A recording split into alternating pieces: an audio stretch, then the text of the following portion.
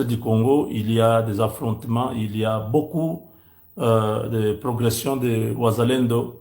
Vous savez que le M23 est connecté sur le Rwanda. Comme le Rwanda a des difficultés, Paul Kagame, qui est absent depuis près d'une semaine, plus de 2 semaines, Paul Kagame qui ne sait plus s'il doit continuer à soutenir les M23, s'il doit continuer la guerre en RDC ou s'il doit se retirer. Son armée est en difficulté, la pression américaine est totale, la France ne soutient plus Kagame depuis presque un mois. Tous les soutiens qui venaient de la France, qui faisaient que Kagame se sentait encore fort, leur progression vers Baraka, tout ça a été interrompu. Maintenant, la réalité est que les Ouazalendo, avec les forces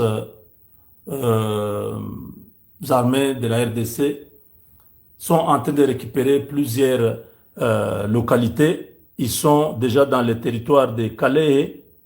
Vous savez, Calais, c'est le territoire qui est à la frontière avec le Nord Kivu. Hein? Quand vous êtes à Calais, il y a les affrontements qui ont fini par donner raison aux Ouazalendo. Ils ont récupéré Lumbishi, Kavumu, Chambombo. Vous savez, Kavumu ici, ce n'est pas le Kavumu de Bukavu, du côté de Bukavu là-bas. Ça, c'est le Kavumu qui est dans les Calais, dans les territoires de Calais. Voilà. C'est toujours dans le sud Kivu. Donc, les Ouazalendo ont pris Lumbishi, ils ont pris Kavumu, Chambombo, et ils avancent vers Changé, qui est un centre commercial dans le territoire de Calais. Et là, on nous signale que les affrontements sont très, très, très rudes, au point qu'après Changé, il y a déjà un mouvement de la population qui fuit vers Numbi et Kalungu. D'autres vont déjà vers Bweremana, Minova, partout là-bas, Sake. Les gens sont en train de partir vers Goma. Parce qu'après Changé, vous avez Numbi. Après Numbi, ça sera Kalungu. Après Kalungu, ça sera Minova. Après Minova, ça sera Bweremana. Après Bweremana, vous avez Chacha. Après Chacha, vous avez Sake. Et après Sake, vous avez Mugunga. Et Mugunga, vous avez la ville de Goma. Donc, nous suivons de près pour savoir jusqu'où cette nouvelle dynamique de Ouazalendo va avancer. Regardez. Bonjour les frères. Ici c'est à change déjà. Les gens sont en train de se déplacer.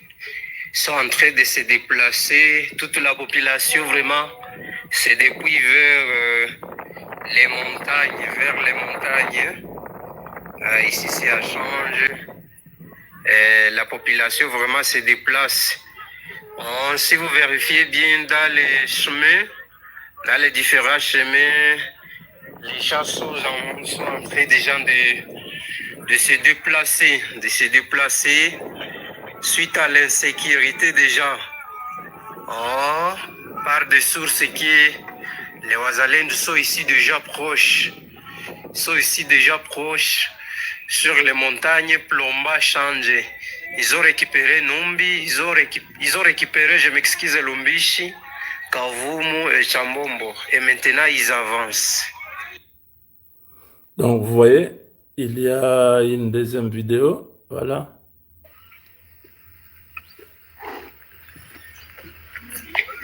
La population est en train de vider. La population qui vide là, c'est la population rwandaise. Hein. Quand ils voient les Ouazalendo venir, ils fuient. Les Congolais restent, mais les Rwandais fuient. Ici, à change, toujours, à change. On change. Donc voilà, nous souhaitons toute la force et que le Dieu de nos pères soit avec nos Wazalendo, qu'ils puissent continuer à se battre tout autour de Goma, tout ça. C'est prenable, mais nous avons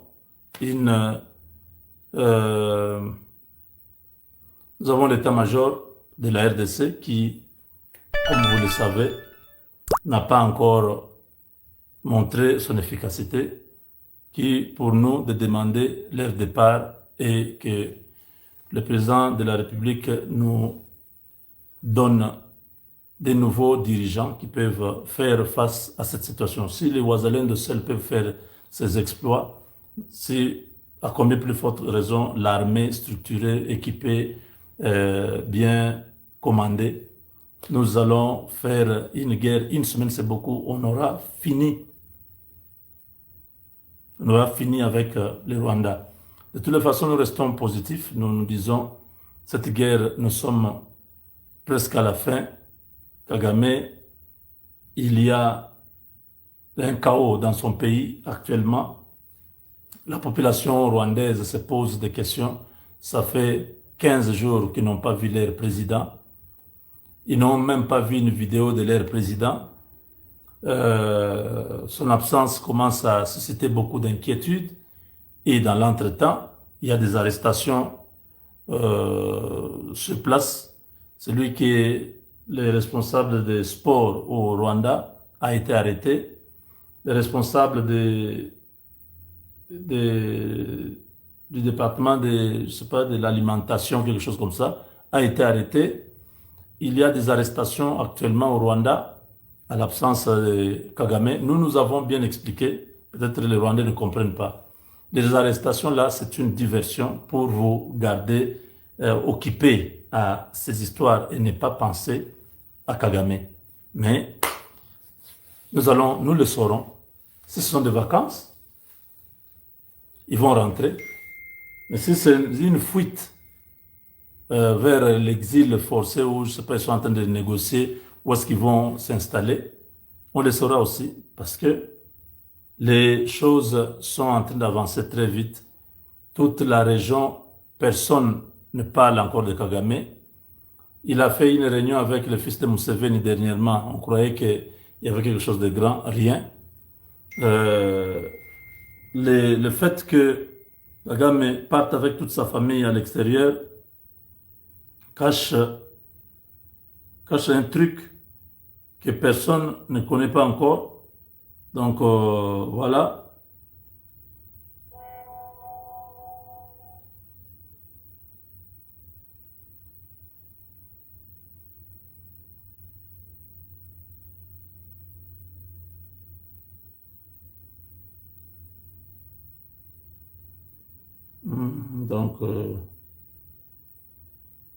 Donc, cette guerre est en train de se terminer parce que si Kagame, qui est l'acteur principal, est écarté du pouvoir, la guerre s'arrête automatiquement. Parce que la base arrière de M23 que Hippolyte Kanambe finance, c'est le Rwanda. Donc nous suivons tous les éléments, nous suivons l'actualité dans son ensemble, toutes ces analyses que nous apportons, c'est pour que les gens comprennent clairement comment évoluent les choses sur le terrain. Donc voilà, mes chers amis, nous sommes à la fin de nos émissions d'aujourd'hui. Nous avons dit que Acacia Bandouboula doit expliquer pourquoi l'audit contre Perenco n'évolue pas. Ça fait déjà une année que l'affaire là, ça devait déjà aider la République à recouvrer ses droits, mais Acacia, qui est aux hydrocarbures comme ministre, ne veut pas que cette affaire-là évolue. J'aimerais que les autorités congolaise, la première ministre, le conseiller spécial Eberande de la sécurité, que tout le monde puisse poser un peu la question à notre cher ministre Akassia. Donc, quand vous demandez quand nous disons que beaucoup de ministres là ne font rien, c'est des genres de ministres comme ça. Depuis que le gouvernement est en place, qui connaît le nom d'Akassia? Parce qu'il y a des noms, quand vous entendez ça, vous vous rappelez, ah, c'est le ministre qui a fait telle chose. Akassia, elle est là, on ne sent rien, on ne sait même pas ce qu'elle fait. Mais elle est au gouvernement. Ce qu'on entend d'elle, c'est ce qui est négatif. Donc, l'audit qui a été fait, mais dont le suivi, le pays. Après la chute de Goma, après la chute de Bukavu, Oya d'abord, Oya Oyo, ma conseiller Bandai Kokota Soute pour votre information. Voilà pourquoi le président Tshisekedi Akenda qui est plus loin. Tango bengi saka inyo bololo. Ayebi saki bango bino nyoso botika kinga. J'étais resté seulement. J'étais resté seulement avec Jean-Pierre Bemba. Webi Mkonzamboka pourquoi les lara bongo? Parce que Batubaki maki Mkonzamboka tango Goma na Bukavu ekoyaki. Batubaki maki. Ba mona penaki Tshisekedi amata kita régime na yezo koya. Là je vous dis la vérité. Ba bati lu kwebo déjà bande ko benga déjà bananga. Nanga. Ngala ngakutu même ba caméra tout le monde était en débandade. Président Tshisekedi a komaki na niveau ko ebisa bango bino nyoso botika inga. Bokimaki. Na tikala ika na mutu moko tika inga te, c'était Jean-Pierre Bemba. Jean-Pierre Bemba tika inga te. Alors, pendant ce temps-là, na yo nangai ba américain bazoko sabiso, Tshisekedi kene na o pa na Russie, Tshisekedi kene na o pa Russie, Tshisekedi kene na ba Russie. Est-ce que vous savez que Maduro a été protégé par la technologie russe? Mais les Américains ont réussi à détruire la technologie russe. Bakiti bazu Maduro bakei. Ce qui est le président Tshisekedi ayoka kiyo, ayoka kinga, akeneke pa baris. Lelo yo sort na biso linga ozanin. Na zo beti na bino masolo uti ko le kalobi. Boko yoka bombe. Kigali. Oh ya, ce n'est qu'un problème de temps. Nanga, Kabila, ce n'est qu'un problème de temps. Boko yoka makambo. Et le président Tshisekedi, la loi référendaire, normalement, ça devait déjà être en vigueur parce que 14 jours, les qui déjà expiré. Mais le chef de l'État a zongi sango sous l'Assemblée. J'espère que vous êtes informés. Là aussi, on doit en parler. Et toko frôler. Toko vandana te toko frôler. Donc, bah j'aime mes anasses. To multiplier, bah j'aime. To aimer, to commenter, to partager. To aimer, to commenter, to partager. Alors, mutu nyonso awa. Président Tshisekedi, kende na Russie. Kende na Russie. Kende na Russie. À la fin des comptes, tout le monde doit comprendre que président Tshisekedi avait raison. Si avanda kala ba américain ayebaka. Na lobi na bino lelo bandeko ba congolais. Na ndeko na bino. Peut-être vous allez informer ko le kanga. Na yebi yango. Mais moi aussi, parfois j'ai des informations. Ya moi muki yo kaka, yebaka yango. Soki ba américain bazalaki na biso te mais na minute au Congo ça balkanisé. Est-ce que vous voyez bien? Moutoumou en gros comme l'anga yawa. Hein? Soki ba américain bazalaki na biso te mais na minute au Congo ça balkanisé. Pour votre information. Ndenge Kagama kotaki Uvira. Objectif est ça Uvira te. Kagama ngaki ayati na Katanga. A Fongoli porte à Kabila côté Kinshasa. Est-ce que vous voyez bien plan? Vous voyez bien plan yango? Et l'autre sali que kouane simate. Le président Tshisekedi a dit que les Américains ont signé deal. Ni t'étais deal avec les États-Unis d'Amérique. Je vous dis la vérité. Kabila n'a pas le pouvoir. Kabila n'a pas le pouvoir. Donc, mon qui va sango ba telemi abasango bozanga mawa mutu lokola Chole accueilli peine aux États-Unis pour dire aux Américains bon signer deal tena Tshisekedi bozela gouvernement ekoya Tshisekedi n'est pas responsable. Et quand je vois le président Tshisekedi à Yamaralisou Batouana, j'ai la rage.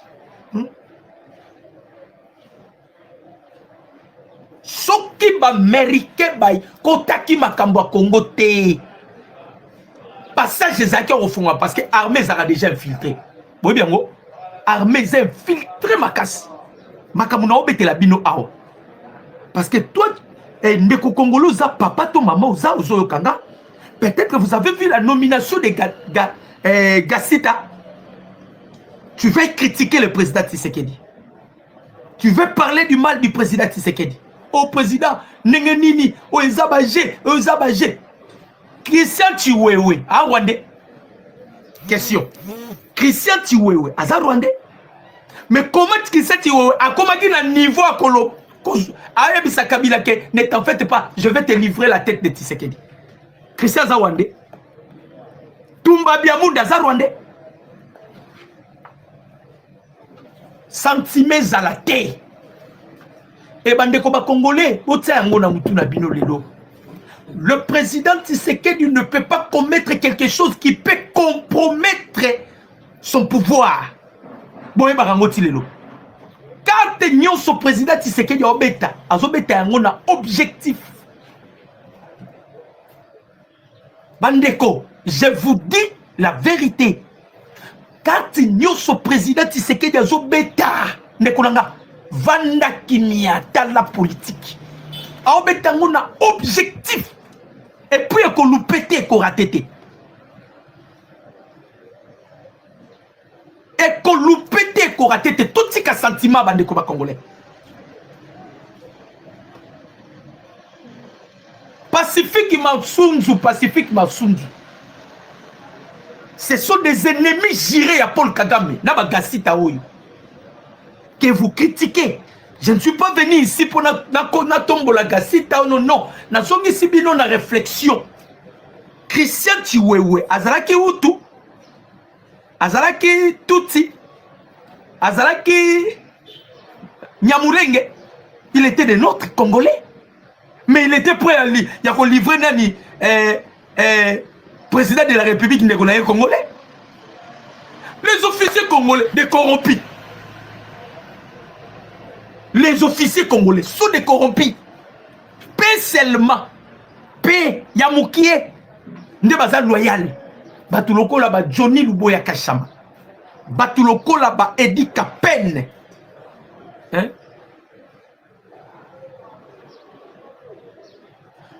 Bino mususu tout monde a sentiment na kena bino la réflexion oyo ndeko peut-être ko yinanga melobi okopesa nga raison lelo ko yinanga melobi okopesa nga raison na keka na réflexion oyo biso nyonso totinaka président Tshisekedi ki na baris sikoyo na eleko oyo soki tozalaki epa ya baris sort ya République démocratique du Congo ngozalande.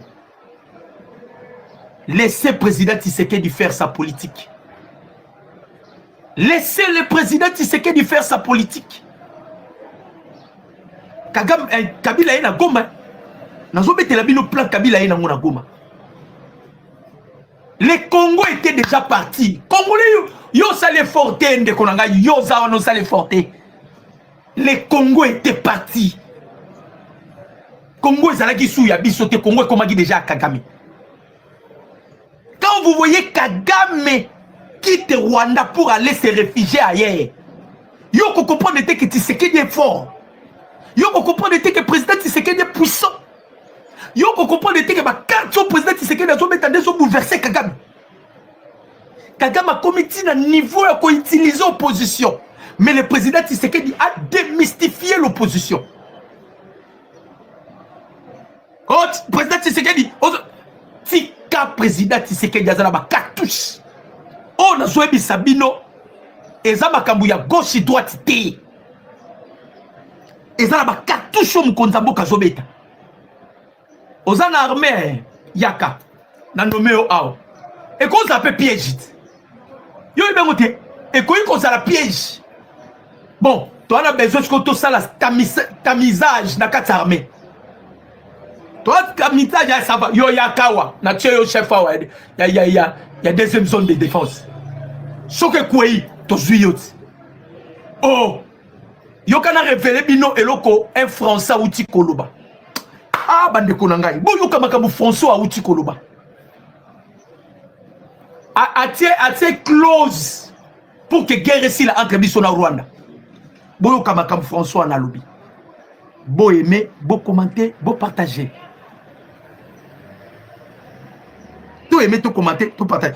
François na ke gauche droite c'était bon yo ka makambo lobby.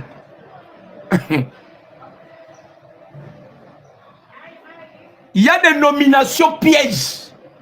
Hey. Naebi ke o collaborer na Paul Kagame. Mais na tindiki yo. Oh. Bilo muso sa bilo lo babo na mangu te. Na ke plus loin. Kabila Zalaki awa. To Zalaki de chef d'état-major mo na zobo sala kombo na emuta ko rappeler nga yawa. Au Komelinga Ikara, chef d'état-major Mozaki, époque ya Kabila. Les noms m'échappent, Papa Mora Mukolo. Il était le chef d'état-major. Mais ce n'est pas lui qui commandait l'état-major. Est-ce que vous voyez bien? Ce n'est pas lui qui commandait l'état-major. Il était chef d'état-major. Même style Kabila Zalaki nango. Pourquoi pas toi adopter style naï? To tindio me osano casquette à pamba. Mutusu soit primé le colonel. Vous comprenez les termes. Tu boyo kota na kati. Vous comprenez les termes. Nga na zuna nommé yo na tindio. Mais na zuka mutu moko na temu panziwana landela ba mouvement na. C'est ça la politique. Nous devons comprendre la politique. Bon on a besoin de ça la ratissage in armée. To ça la ratissage ndenge nini so to détecter ba mbuma mabete. Nous devons détecter ba mbuma mabé. Or pour détecter ba mbuma mabé, pesa y responsabilité. Bakanga muyibi ndenge nini. Non, Célestin Balaté. Et ça, papa Moroboye, à qui m'a qui paie à Wader, et ça, Célestin Balaté. N'importe qui a Kabila Zaki, chef d'état-major. Tumba Nanyoyo. Ah. Il s'appelait Tumba. Azaki casquette à Pamba. Donc, il y a Zaki état-major Karaboye. Mais bah, ordre, bah, tu me souviens, qui n'est pas dans Pessango. On a besoin de détecter Bambouma Mabé, na kati armée. La seule moyen.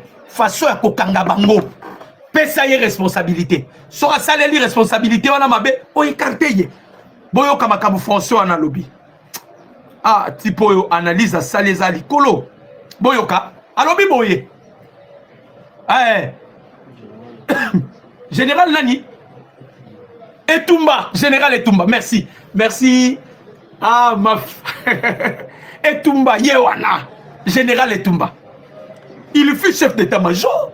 Mais il y a Pamba. L'ordre venait de Kigali. Il y a Zaki chef d'état-major, mais ce n'est pas lui qui décidait.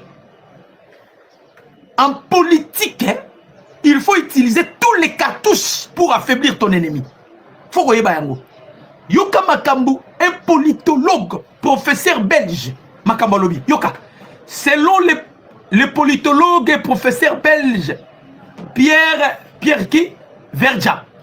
Pour que le Congo soit totalement libre. Yoka Bandekoba Congolais. Bon Yoka. Président Félix na Oya Ozana. Ebiko Landaka Doka News. CNS Bolandakanga. CNC Bolandakanga.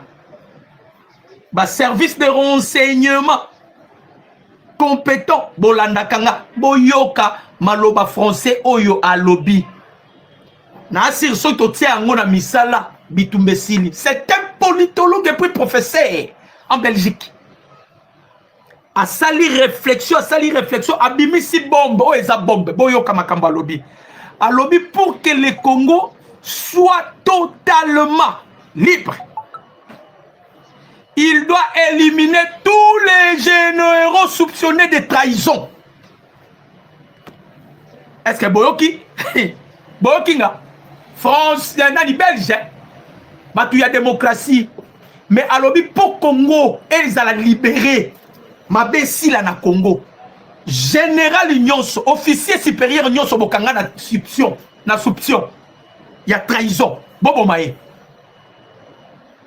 bobo maye monde batiki bango na ndolo wana nyonso président Tshisekedi bimisi beta bango nyonso bakeya tata na armée infiltration ça tout na ba Rwandais miso bako kima bango moko. Ça c'est un politologue à qui plus loin. Alors pour que le Congo soit libre, totalement libre, officier supérieur nyonso bokangi na traîtrise bon récupérer bobo miye. C'est ce qui se passe même aux États-Unis, c'est ce qui se passe même en France. Armée qu'on soit discipline yo et tikala qu'on soit té pour nini et comme attaque Kagame benga nga pesa million sa Kagame yo pesa million peut-être dans lia mbongo wana té mbongo yeme bakangi nga po bando kanga ba kanga kaka ta ba kanga ba bominga parce qu'on a lia mbongo. Ici je m'adresse au président Tshisekedi. Ngai na yebi le président Tshisekedi, on devait le consacrer à Philadelphie. Soit comme évangéliste, soit peut-être un ministère parmi les 5 piliers qui détiennent l'église, qui fait la force de l'église. Un soit Koutami, tantôt un prophète, docteur, apôtre, tonine. Mais quand vous êtes en politique, si vous allez dans la Bible, David, après avoir coupé sa bouche, ne sait pas moi nanaï Salomon. Parce que David n'avait pas cette grâce, n'avait pas Azwa Kingolute, il a combattu le temple pour Nzambe parce que ma beaucoup naïe zala qui suit. Mais au moins, quand David avait donné le pouvoir, et pas moi nanaï, aïbi ça qui moi nanaï, moi nanga Salomon, il y a là qui sont certaines personnes. Oh, ce qui basa en vie, yo pouvoir nous que ça la danger. C'est inscrit dans ma chronique. Allez lire ça. Oyo bomaye, ce que tiki bango, ton pouvoir. Et kozala, ya kota patapa. Wada liboso. Ya mi balé, David abomi, mais Nzamba kiti alobi, l'homme selon mon cœur. Voici l'homme selon mon cœur. Tozoti na président Tshisekedi obomate mais mukonza mboka ba français kenan ba belgi bango moko ba fandi balobi non pour Congo zala totalement libre ba officier oyo bokangi na traîtrise na trahison, ce ne sont pas des gens qui peuvent vivre, il faut les tuer. Après c'est quoi exemple boyo exemple apesi alobi boye en 1793 alors que toute la puissance européenne était contre la France. La République française a éliminé les traîtres de son armée. Le peuple congolais doit confier les rênes du pouvoir à des généraux pro-congolais, loyaux envers le pays et dont le famille et les proches résident au Congo. Ah, tu poses à Mayeli quoi? Tu poses à Mayeli. Alors, Biboye, peuple congolais doit se confier, donner le règne du pouvoir à des généraux pro-congolais, loyaux envers leur pays, dont la famille et les proches résident au Congo. On dit officier oyo, na bana, na mwasi, na famille, bana Congo, az officier ko trahir mbokate. Botala officier bazo trahir, ogoka mwana ne aza na Singapour, mwana na ye aza aux États-Unis. Président Félix, biloko kolandela yango, so tali ko officier famille mombeza libanda, longola ye l'armée. Ako trahir biso. Toutes mes excuses. Officier bomoni kaka, moi si bana bazala kaote, longola ye l'armée, ako mbongo. Parce que vivre en étranger c'est de l'argent.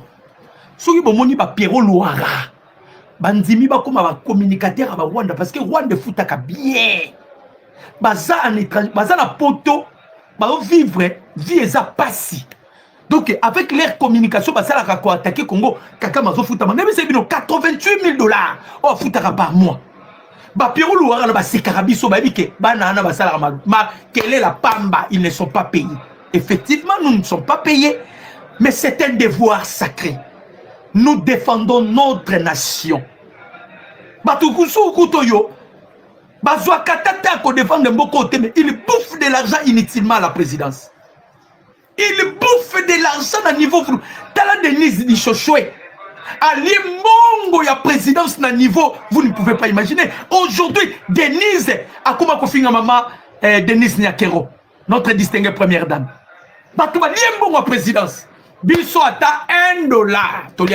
Mais nous allons continuer à défendre ces pays. Moi, je fais ça loyalement.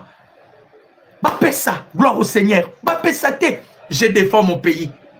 Dans l'histoire, dans les annales, il y a histoire en Boka Oyo. Un jour, on doit parler. Génération Morobi Marapé et défendaka Mukonzamo. Papa, tokwe ici RFI. Tokwe ici France 24. Tokwe ici ma chaîne Kigali. Est-ce que vous savez que Rwandais balanda Rabiso? Est-ce que vous savez que les Rwandais parfois quand on reçoit information par la biso? Ma chaîne wana nyoso. Ba RTL soyo. Ba mutotel RTL. Aketa mouya ya tsara mama ramener suga ningeni. Les gens doivent aller Tokta News. Allez Moloto. Ouais, Olivada. Et Kini News Light, Badibanga. Mais c'est les news. Batwazo Baluka. Bazo Baluka. Congo Flash. Batwazo Baluka. Pour Baebike, Kunande Basol Bosolo Ezali. Ici, Baebi Sibiso. Peuple congolais, pour vous allez libérer totalement. Soki Bokangi Kaka généraux na traîtrise. Bobo Maye. Toutes mes excuses. C'est quoi? Apparemment, on dirait Ndolo comme un quartier général à Pia. T'as dit que c'est tu es un derrière Mounen. On a dit que Moutoufu ko akonda pena que c'est tu es un akondi matam. T'as la nègre Mounen. Ça prouve que na kuna Ndolo basolia chima dans niveau vous ne pouvez pas imaginer. Mais des traîtres de cette nation.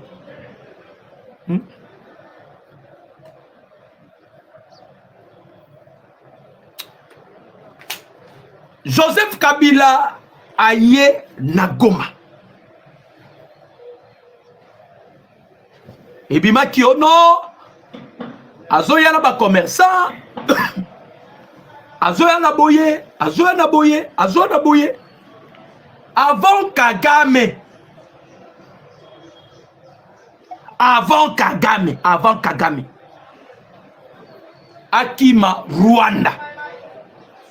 Nalobi bien, avant Kagame, Akima Rwanda. Kagame a présidé qui réunion. A présidé réunion. 4 étapes il y a réunion. Première réunion. Première réunion. Na moni ndeko moka komelinga wana na tanga ba commentaire na kimakate. Abibino bozolo ba Kagame entre la vie et la mort, mais nous avons vu Kagame na match. Effectivement, Kagame azalaki na match, il y a Paris Saint-Germain. Mouvement nyoso Kagame azo sala toyebiango. Azalaki na match, il y a Paris Saint-Germain. Et betamaki na mboka moko boy nazo na te. Mais azonga nini? Azonga Rwanda, azonga te pour l'année. Vous ne posez pas de questions. Est-ce que Kagame peut quitter le Rwanda sans que le gouvernement s'annonce? Pourquoi balobela angote? Abima Chouabala. Pourquoi balobela angote? Vous devez réfléchir à ça. Azalaki na matchouana. Mais oyebete azalaki nango. Si Kagame est en bonne santé, Kagame ozonga déjà beau. Azala katia ba observation. Nalobaki na bino asalaki 4 réunions avant Bima Kigali parce qu'il a quitté Kigali le 28 juillet. Jusqu'à le 14. Le 14. Le 14. Kagame na zongi te azali banda. Azana ilo na utu kotangela bino.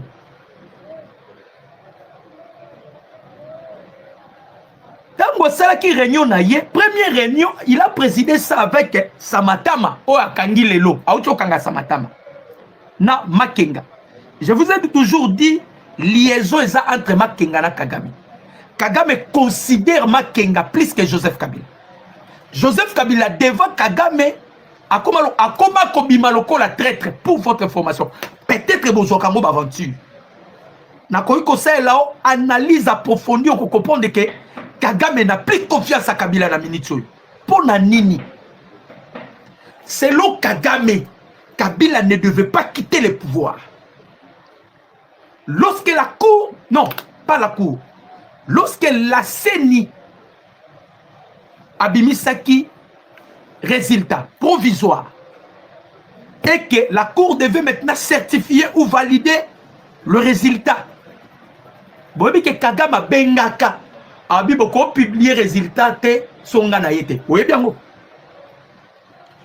Pouvoir et la bon et bango donc Congo ne komaki à Kagame. Kabila n'a jamais dirigé le Congo au Congolais. Kabila qui m'a gagné. Donc grade à Kabila m'a gagné na Congo. Tout c'était Kagame. Na lobi na bino nyusu zalaki Kagame. Alors Kabila avait promis à Kagame qu'à cause du pouvoir dans 3 mois. Ce qui démoitait 3 mois. Naebi Sakabino et l'autre met de fois. C'est ce que Kabila avait promis à Kagame. Alors, comme le président Tshisekedi a fait ça qui va en fausse note. Vous comprenez? Parce que selon Kabila, il le devait Kokoti sa Chadari a eu pouvoir. Après 3 mois, à Betty Chadari coup d'état pour millier, il y a le col à côté comme sénateur à vie, à cause de la pouvoir. C'était ça leur calcul. L'Américain, tu dois faire remise et reprise avec Félix Tshisekedi. Nakoye Bisabino Babakamusu Soawa, pour sa raison. Tant que le président Tshisekedi a retiré, avant qu'il vienne président de la République, a retiré signature na ye, na kati ya lamuka, obabi misa candidat unique, na kuba beta qui tant a retiré signature. Bon, quand le langage du président Tshisekedi aloba, et pas ba diaspora bozo kanga, aloba na bino boy. Alobi, j'ai commis l'erreur. Mais l'erreur que j'ai commis, et que sa diplomatie on a sali libandate. C'est-à-dire, le président Tshisekedi a été déjà préparé par les Américains. Préparé. Alors, Kabila avait donné l'intention pas Yakaka, mais que Tshisekedi a bien l'autre côté. Le coup a bien l'autre côté. Je vais utiliser 2 cartes majeures. 2 pions nanga. Janine Maboud, na Alexis Tambouemomba. Donc, voilà l'une des raisons Kabila devant l'Assemblée, devant les 2 chambres réunies. Kabila Lobby, je ne peux jamais vous dire au revoir. Je vous dis à bientôt. Lorsque Kabila disait que je vous dis à bientôt, Kabila s'attendait à un coup d'état constitutionnel. Oyo, Mabundu, na Janine, Mabundu, na Alexis Tambouemomba, ne bazala qui va mettre en. Bah, on s'est là-bas, Simbi Tshisekedi, touche, Mouta de voilà Makamboyo, c'est papa Benoît Luamba. C'est papa la paix à son âme, n'a dévoilé Bilokoyo. Akenda ko dévoiler na Bruxelles. Papa wana azalaki so atamboli. Bamura simanaye. Atamboli bamura simanaye. Nzamba la raté. Jomu super wana bimi bamura ba oyebate. Père wana tant que localisé président Tshisekedi. Ta akome ba président Tshisekedi. Abi si président Tshisekedi j'ai des secrets graves. Mais avant na bimi ça ba secret, je dois quitter le Congo. Parce que ma père wana ba que c'était Kabila qui était le seigneur. Kabila, il avait la bénédiction, hein, la main de Paul Kagame. Papa wana lobi na kolobelo côté ce qui n'a bimi Congo te.